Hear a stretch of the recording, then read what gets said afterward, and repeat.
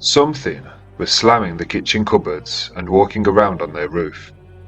What flipped the table over in that hospital? Where was that whistling coming from? And who moved those picture frames? What on earth was lurking in that closet? Find out by listening to these terrifying ghost stories. Like and subscribe for a feast of grim and grisly content. I'm your host, Severed Soul.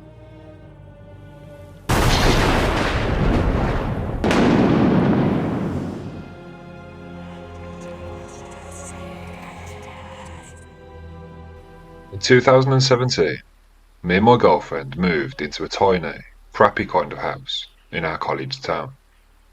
The house was built by a couple of students a few years prior, so the architecture was kind of sloppy. For example, the roof was flat. Take note of this will be important later. However, the house was really cheap and close to campus, so it seemed like an absolute steal. First couple of months living there, nothing really out of the ordinary happened. But it wasn't too long before we started to experience strange, paranormal activity. The first odd occurrence was with our smoke detectors. Our smoke detectors would go off constantly.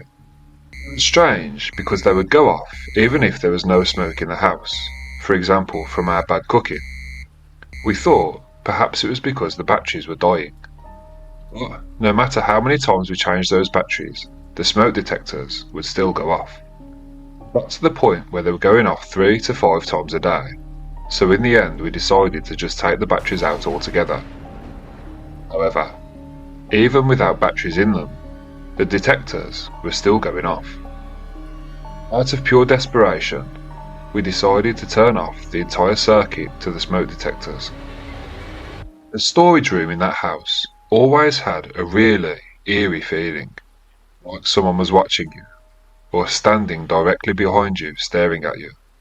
Thankfully, me and my girlfriend's bedroom was the furthest room away from the storage room in that house, so I avoided it like the plague. Anyway, one night, at around 3 AM, the smoke detector in our bedroom started to go off. However, it wasn't its usual repetitive beeping. It was just one long, solitary beep. Frustrated, my girlfriend grabbed one of the chairs from the dining room and stood on it to reach the smoke detector. Just seconds before she managed to touch it, the noise stopped. We both groaned in irritation as she went to put the chair back. But before she made it to the dining room, the smoke detector in the hallway started to go off. Exactly the same. One long beep. Just like before, she grabbed the chair from the dining room, stood on the chair, and just before she touched the detector, the beep stopped. Our smoke detectors continued this pattern all the way to that storage room. This happened 2 more times that night. It was as if whatever it was that was messing with us was trying to lead us directly into that storage room. This happened at least once or twice a week for the entire year that we lived in that house. Shortly after the encounters with the smoke detectors started, our house became absolutely infested with bugs. There was no history of bugs when we bought the house, and it started almost instantly after the encounters with the smoke detectors. Bugs would pour out of light fixtures, crevices in the walls, and yes, you guessed it, out of the smoke detectors. Literally, 1 minute everything would be absolutely fine, and then within seconds, winged insects or ants would start pouring out of the crevices in the walls. We've had exterminators come out multiple times. Less than a week after treating the house, the bugs would return. It made us totally miserable. I've never seen an infestation like this before. It just wasn't natural. We started to feel really depressed and even terrified living in that house. We both hated being at home, but we had nowhere else to go. This was when the footsteps started. Remember how I said our roof was flat? At least a few times every week, we would hear large, heavy, almost hoof-like footsteps on our roof. We tried writing it off as just being animals. Every time we heard the footsteps, however, we'd go outside to investigate, and there'd be nothing there. The steps were very far apart from each other, almost too far apart to be human. Whatever was walking around on our roof would start at that creepy storage room and make its way to our bedroom. But this would only take 3 or 4 steps. The steps were so loud in fact, that it sounded like whatever was haunting us was either very big or was trying to get our attention. Then, phantom sounds started. We had large metal bowls in our kitchen that we used daily for cooking. After we finished using them, we would wash them, then set them on the counter to dry. The first time it happened, me and my girlfriend were sitting on the sofa in the living room watching telly. The kitchen was right next to the living room, but there was an island in the way that blocked our view to the sink. As we were sitting there watching telly, we were both startled by what sounded like multiple metal bowls being thrown off the counter. At this time, we didn't have any pets, so we assumed the worst and thought that maybe someone had broken into the house. We both shot up from our seats and ran over to the kitchen when our worst fears were realised. There was nobody in our kitchen, and nothing was out of place. Those metal bowls were still on the counter, just where we'd left them. This was the most common paranormal occurrence in our house, and it would happen 5 to 10 times every day, at varying hours. After a while, we became so sick and tired of these disturbances. After we used the metal bowls, we'd wash them, dry them, and place them in the cupboards. This seemed to upset our spirit. So next, we started hearing what sounded like our ceramic plates being smashed against the floor, and our kitchen cabinets slamming over and over again. You know those type of cabinets where the doors close really slowly? We have those type of cabinets, so to slam our cabinet doors would take an unnatural amount of force.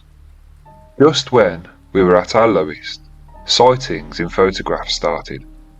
The phone I had at the time had one of those automatic face tracking features, meaning when you go to take a photo on my phone, a yellow box would appear wherever there's a face.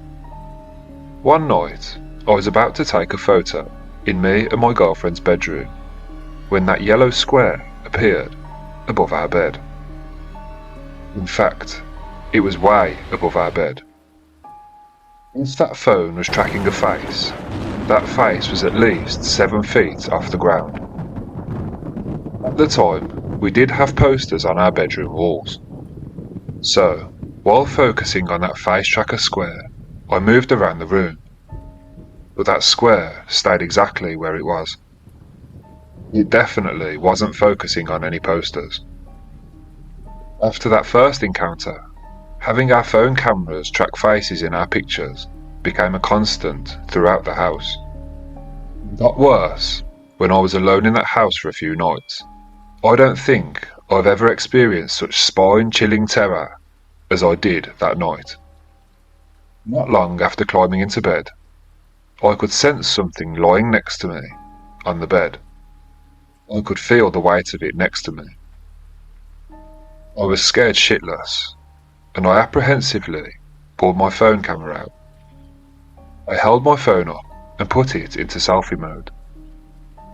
And there it was, that yellow square, right beside my head.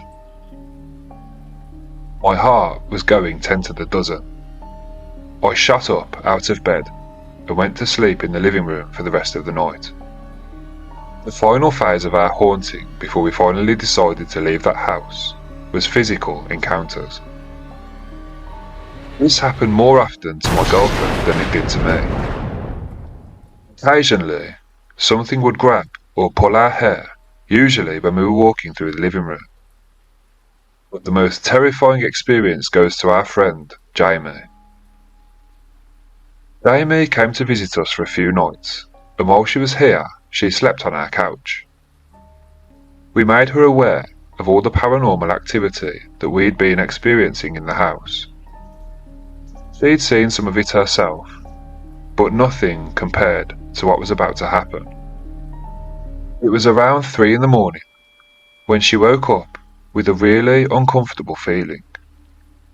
All of a sudden, she experienced what felt like somebody climbing up onto the couch. Slowly, she felt the weight of this thing make its way up her body. She felt its cold breath against the side of her face. With every breath, her hair would move, as if she was outside in a winter breeze. She said she could feel an intense, malicious energy staring down at her. Then she heard it. Jamie, Jamie, Jamie. Whispered into her ear repeatedly. Meanwhile, the cabinets in the kitchen began to slam over and over again. She was absolutely frozen in fear while this presence stood over her.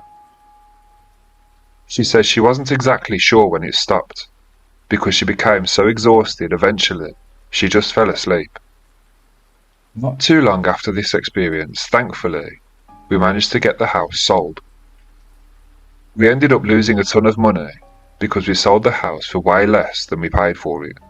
I really can't help but feel bad for that person that moved in after we left, but she still lives there. I think the takeaway from this story is that if the price of a house seems too cheap, there's probably a good reason.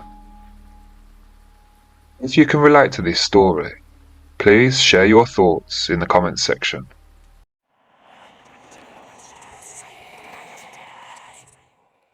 This happened a few years ago, in October 2017. I lived in a small town in a rural area. We had the only hospital for a while, and all of the mental health services in the country. I worked as a psychiatric technician through a mental health service, and worked graveyard shifts monitoring patients who needed one-on-one care. Typically, I worked in the ER, with people in their most acute states or withdrawing from meth. However, toward the end of my time in that town, the mental health service I worked for contracted with the hospital and created a wing for psychiatric care. We would still have to transport patients across the state or to the next state over for long-term hospitalisation. But the ER was becoming irritated, as we'd sometimes have to hold patients there for 3 or 4 days before we could find somewhere else for them to go. When you walked into the ward, you'd be faced with a corridor which had 3 rooms on each side. Immediately to your right, there was a room which was used a bit like a living room. The 2 rooms closest to the door which led to the rest of the hospital, being used as an office and a break room for snacks. The night before the incident at hand was my first night working on the ward, and actually the first night that that ward was open. I was working with a very young but lucid and intelligent patient who I'd been working with for the last few days. She told me she felt a very weird energy in the room, and I personally had been seeing orbs here and there. I chalked it up to being in an old hospital at night. Plus, my town was well known for being paranormal. Hell, my own house was haunted. It was what it was, but it certainly felt heavy in that ward. Even the populated and well-lit ER had a creepy vibe, but this was something else. The next night, I was working with another young girl. She was also a very bright young girl. When I arrived at work, I let myself in through a door near the ward and made absolutely sure it was locked behind me. Shift change went smoothly, and then it was only me and that girl on the ward. We were separated from the rest of the hospital staff by several hallways, which had empty, day-use offices. If I needed any assistance, I was to contact the social worker on call, The girl I was looking after didn't want to go to sleep, and she definitely didn't want to go to sleep in her own room. She wanted to stay with me in the living room area. She had been there the night before too, and said that she felt scared in her own room. She and the other patient had no communication, and she had a different nurse monitoring her the night before. I didn't see a problem with this and agreed that we could spend the night in the living room. Shortly after I arrived that night, the hallway lights went out. I attempted to turn them back on, but had no such luck. I shrugged it off as poor wiring in an old hospital, in a ward that hadn't been used for a very long time. I made a note about it, and we went back to playing our board games. A few hours had passed by, and this kid really did not want to go to sleep. We both went to the break room at the back of the ward to get a snack. In the corner, behind the door, there was an IKEA table, with screws and small parts sitting on top of it. I left the light on in that room to illuminate that part of the hallway. I couldn't see very well without the hallway lights. We played some more games and then watched the Disney Channel. I heard a really loud banging noise. It seemed to be coming from the vents, and I thought, okay, the AC and heating unit must be really old too. Eventually, I turned the TV off and told the patient to go to sleep. Again, she insisted on sleeping in the living room, which I was okay with. We were pretty casual with patient requests, as long as their health and safety wasn't compromised. For a little while, I just chilled on the chair, scrolling through my phone. When I knew that the girl was sound asleep, I decided to get up and go to get a snack from the break room. She was out cold, and she wasn't there for suicide or self-harm, so I figured it'd be pretty safe for me to make a quick dash to go and get a snack. I began to get a feeling of dread as I approached the break room. And when I reached the door, I realised that the light, which I had left on, was now off. My heart started beating in my chest as I looked into that room. When I turned the light on, I noticed straight away that IKEA table was no longer in the corner of the room. It was now positioned in the middle of the room. It was upside down, and the parts had flown everywhere. I sprinted back to the patient, who was still fast asleep. I wasn't sure what to do. I didn't want to sound crazy. I was the lead technician, and I had a good reputation at my work. Still though, I knew that I needed to contact the social worker. It was 4 AM at this point, and she came down to observe the table and the broken lights. I could tell she was scared. We made a call to the police, who arrived and deduced that the unit was completely locked down. Nobody would have been able to get in or out. There was only one door leading into this unit. This door was in my line of vision the entire time, and had remained closed until the social worker arrived. They found nobody else in this area of the hospital that wasn't supposed to be there. That room with the IKEA table has CCTV cameras in it. When we reviewed the footage, a chill went down my spine. The footage clearly showed that table in the corner of the room, and then it glitched. When the screen returned to normal, the table was in the middle of the room, upside down. Patient had never left my side, apart from that one moment when I found the table upside down. I even had to stand outside the bathroom door, with the door partially open when she needed to use it. She was very small, and there's no way she could have flipped that table, even if she'd managed to get out of my sight for long enough. The cops had no idea what to make of it, and were just as shocked as we were. The doors, the glitched footage, and the fact that the unit was locked down. My boss and the big boss arrived first thing in the morning and checked the place out. Nothing was ever said about the incident again. I asked my mum if she had heard anything, because she worked for the same company that I did. She said that whenever that incident was brought up, it was instantly dismissed. The patient was unharmed and completely oblivious. She stayed asleep the whole time, even when the police were stomping around. She woke up during the next person's shift and went on to be treated somewhere else. I never worked in that ward again. I was needed for transport monitoring in the ER, for patients too unstable yet to be on ward. I also did some work in peer counselling out in the community.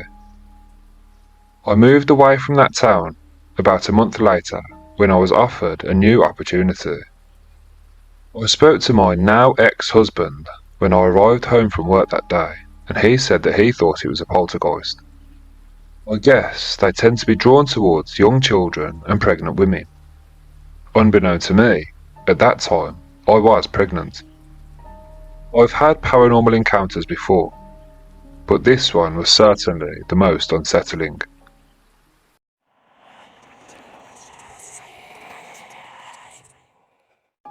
I'm from Brownesville, Texas, and one night I was staying over at my girlfriend's house. We were having a normal evening, watching a movie and relaxing in bed at around 9 p.m. Since nobody else was home, we were very surprised when we heard an inaudible voice come from outside our bedroom window. We got out of bed to check, but didn't see anything. This happened twice. Then, we heard noises coming from the kitchen. My girlfriend has cats in the house, so we thought it might be them, and we didn't really pay it that much attention. However, the noises persisted, and they were much louder the second time. It sounded like somebody was slamming the kitchen cupboards and sorting through plastic bags. Apprehensively, we checked the living room and the kitchen, but we found nothing unusual, so we tried our best to ignore it, and we went back to bed. That's when we heard the noises for a third time, and this time we were seriously freaking out. We decided to thoroughly check the whole house. However, we still couldn't find anything out of the ordinary. We noticed that the cats had also gone missing, as if they were hiding somewhere. My girlfriend went back to her room, and I decided to follow her. Before entering the bedroom, I had a really strange feeling and decided to look into the hallway. The lights were off, and it was really dark, so I couldn't really see anything. Just then, I heard somebody whistle. Presuming it was just my girlfriend, I smiled and laughed a little bit. However, when I looked at her and examined the expression on her face, I could tell immediately it wasn't her. She was genuinely terrified and asked me to close the door. So I closed the bedroom door as quickly as possible and then locked it as she requested. We suspected that somebody had entered the house, and I wanted to call 911. However, my girlfriend insisted that I shouldn't. Instead, we decided to leave the house. We didn't have a key, so I locked the bottom lock of the door from the inside using the latch. I closed the door behind me, and we went straight to my car. I was terrified and shaking uncontrollably. I really wanted to call my dad and ask him to bring a gun, but my girlfriend convinced me not to do that. So instead, I called a few of my friends and asked them to bring baseball bats. We waited outside for the intruder to come out of the house, but nobody did. I told my friends that we should go inside the house and confront the burglar with the baseball bats. However, when I tried to open the door, I remembered that it was locked. I remembered locking it before leaving, and I didn't have the key. So, we decided to go to the restaurant and get the keys from my girlfriend's mum. I asked my friends to stay outside the house and call the police if they saw anybody. When we returned, we positioned ourselves right behind the door, ready to open it. I unlocked the bottom lock and turned the knob, but to my surprise and horror, the top lock that required a key was also now locked. We didn't have that key when we originally left the house, so this just further confirmed to me that somebody must have been inside. I unlocked that top lock with the keys we had and quickly entered the house, expecting to find somebody inside. However, after searching the entire house and checking all the windows and doors, everything was still locked and untouched. Everything apart from the photo frames. My girlfriend's mum has a lot of photo frames displayed around the house. Each and every photo frame was now laying face down on the surface. It might not sound scary, but it seriously gave us the chills. We know they were all facing up when we left the house. Since then, my friends and I have been unable to explain what happened that day. That top lock, which needed a key to be locked, was unlocked when we left that house, and yet it was locked when we returned. Weirder still, we still can't explain that whistling that me and my girlfriend heard. The whistling had a kind of mocking tone to it. And the kitchen doors slamming and plastic bags rustling, what on earth was that? A few days later, we were talking to my girlfriend's mum about what had happened. As we were chatting, she told us that she'd been on the phone to her friend that very morning. She said that she'd heard my girlfriend laughing hysterically loud at whatever she was watching on the television. She told her friend on the phone, "Natalie is laughing so loud.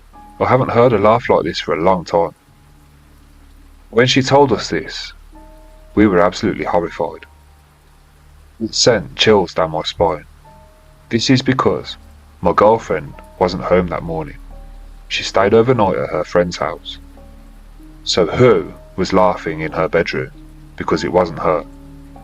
A few months later, my girlfriend's mum was preparing to move out of the house. She walked around the house doing her final checks and made sure everything was locked. However, the next day, when she went back to the house, the back doors were wide open. This seemed strange to her because she was absolutely certain that she'd locked all the doors. So, she locked the doors once more and turned in the keys. A few days later, the realtor who had the keys phoned my girlfriend's mum to ask her if she'd been to the house. She said that when she got to the house, the back doors were wide open. My girlfriend's mum denied going to the house. She said that she'd definitely locked all the windows and doors before she turned the keys in. The realtor informed her that the previous day, when they went to check the house, the back doors were wide open, and she was sure that she'd closed and locked them. When they returned the next day, the back doors were wide open once again.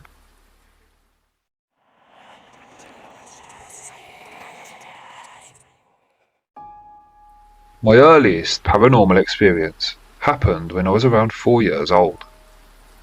I woke up in the middle of the night and really needed to pee.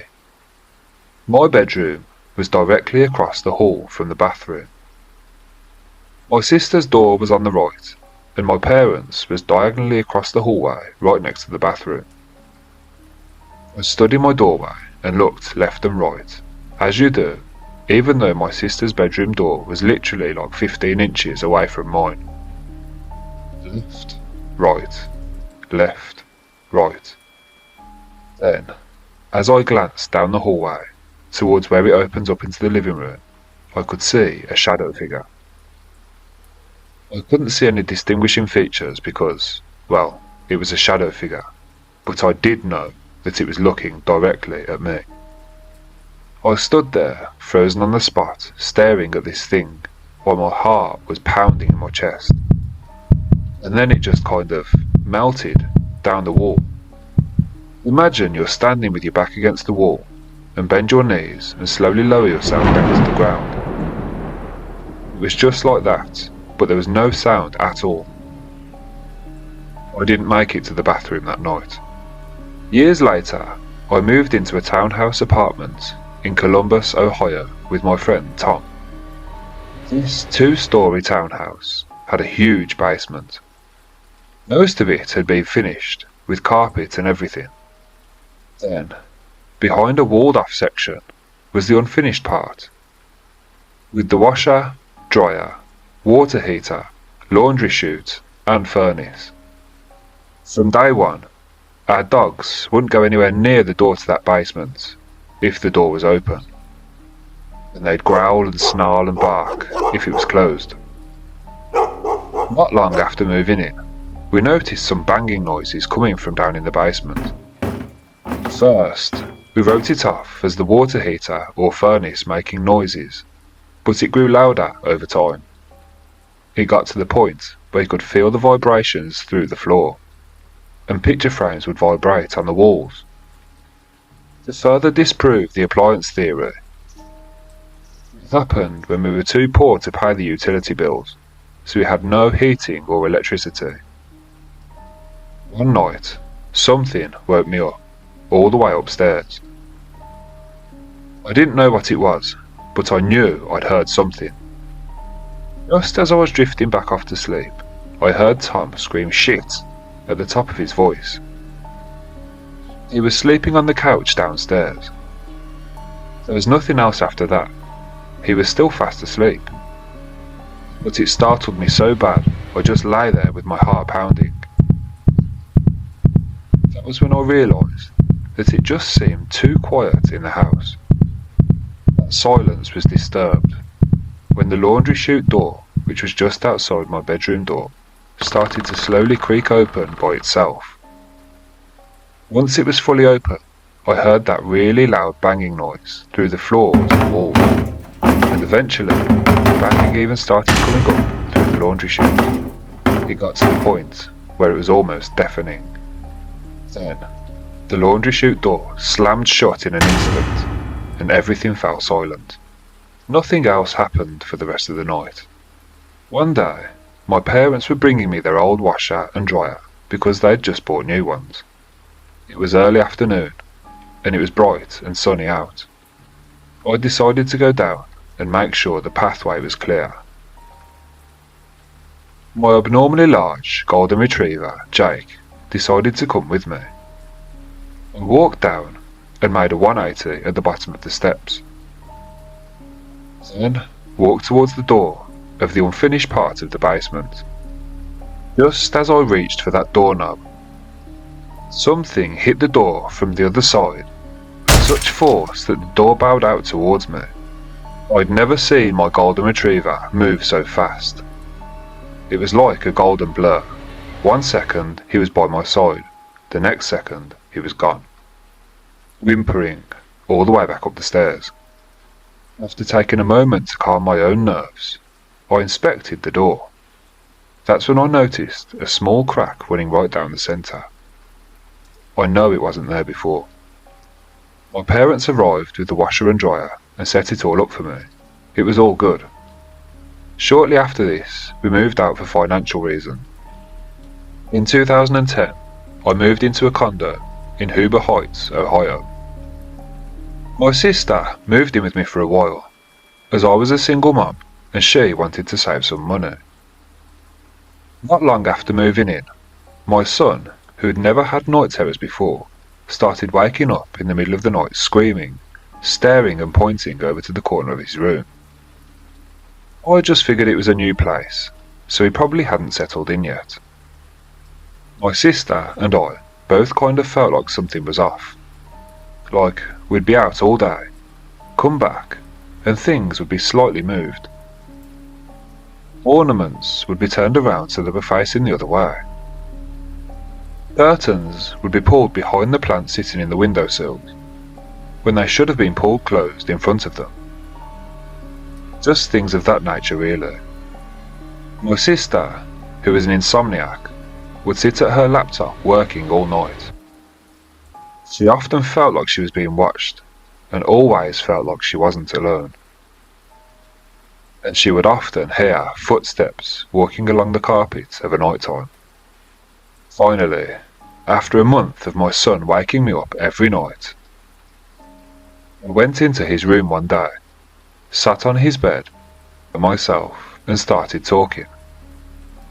I said, "Listen, you're scaring my child, please leave him alone." I felt really dumb doing this, but I was completely at my wit's end. And guess what? After that day, my son never woke up screaming again. However, That night, my closet door opened and closed by itself. I had the master suite.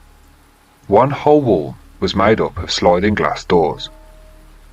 Opposite that, the other wall consisted of accordion-style closet doors. My bed was situated right in between them, about 18 inches from those closet doors. I was woken up in the middle of the night by a sound, but I couldn't make out what it was. Nothing else happened, so I presumed maybe I dreamt it. I shrugged it off as outside noise and turned over, facing towards the closet to try to go back to sleep. My eyes had just started to close when I noticed it in the dark. That closet door, right in front of my face, was slowly sliding open. I jumped back so hard that I almost fell out of bed. I reached for my bedside lamp in a panic and flicked the switch. As I turned the light on, I turned around just quick enough to see that closet door slowly close again.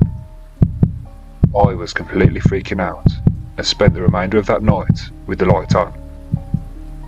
From then on, I had frequent experiences with that closet. I'd be lying in bed when suddenly I'd hear the clothes in that closet start swinging backwards and forwards. Rustling, moving, the clothes hangers rattling. Then the door would slide open and close, as if something was intentionally trying to scare the shit out of me. Now, accordion-style doors are notorious for wearing out and not sitting on the tracks properly. But not these ones. These ones fit perfectly. You'd have to put slight pressure on when closing them, but when they were closed, they fit tight. It took a fair bit of pressure to open them too. It wasn't just the door being loose or built up pressure in the springs. Something was opening and closing that closet door. Eventually, I just had enough of those closet doors opening and closing. So I decided to tie them together at the handles to stop them from opening. This was a big mistake. It only seemed to antagonise and provoke the entity. One night, just as I was falling asleep, I could hear those doors slowly rattling. Just quiet enough for me to hear it.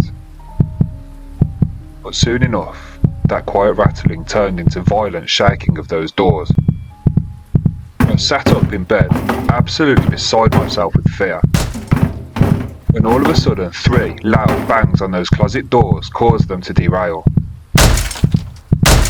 In an instant, the room fell silent again, and I just sat there in floods of tears. After a week or so, I started hearing what sounded like shallow breathing and mumbling coming from inside the closet. I couldn't make out a single word. I can't even be sure it was English. As I was getting ready for bed that night, I started pleading loudly. Please, just stop. I'm exhausted and I want to be left in peace. Can you please just let me sleep tonight? Apparently, the entity had other ideas. But we'll save the rest of the story for the next video. Really hope those stories gave you the chills. Please don't forget to like and subscribe for a feast of grim and grisly content. Discuss your thoughts in the comments section. Thanks for watching.